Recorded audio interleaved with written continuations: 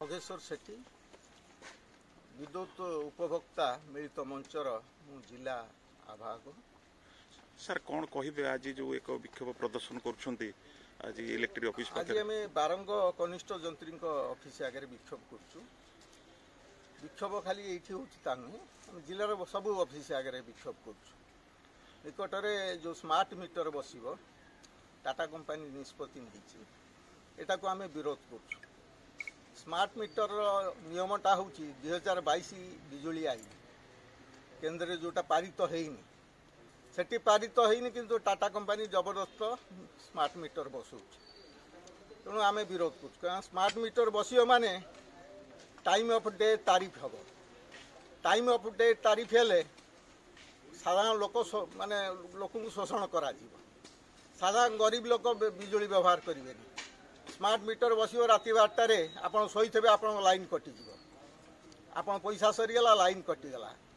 आप अंधारे रहिले खरा दिने बिना पंखा रहिले यही प्रकार कंपनी आपण मान गोटे प्रकार आक्रमण आणुची आपण जनसाधारण यहाँ को आम विरोध कर स्मार्ट मीटर हटाओ। द्वितीय कथा विद्युत हूँ गोटे सेवा क्षेत्र आपको सरकार निज अधीन रखा कथा पानीय जल विद्युत शिक्षा स्वास्थ्य ये हूँ माने एगुड़ा हूँ सेवा क्षेत्र यही सेवा क्षेत्र गुड़िक सरकार परिचालना करेंगे कारण सरकार से टिकस नौ जनसाधारण पाखु टिकस नौ से सेवा न करी तुम्हें कंपनी की दे जनसाधारण पैसा सह माने व्यवस्था को पूरा हस्तांतर कर तेणु यहाँ को आम विरोध कर सरकार हाथ को नियंतु सरकार जो भोट पाइबा जो घोषणा करते 300 यूनिट बिजुली छाड़ से छाड़ करूँ एवं जो वर्तमान प्रस्ताव देती कंपनी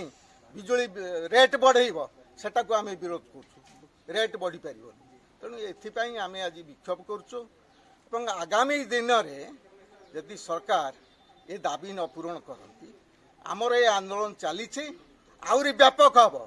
एटा समस्ते शोषण हे सांबादिक भाई माने शोषण हे पुलिस भाई माने शोषण हे जे इलेक्ट्रिक ऑफिस चाकरी कर से भी शोषण हम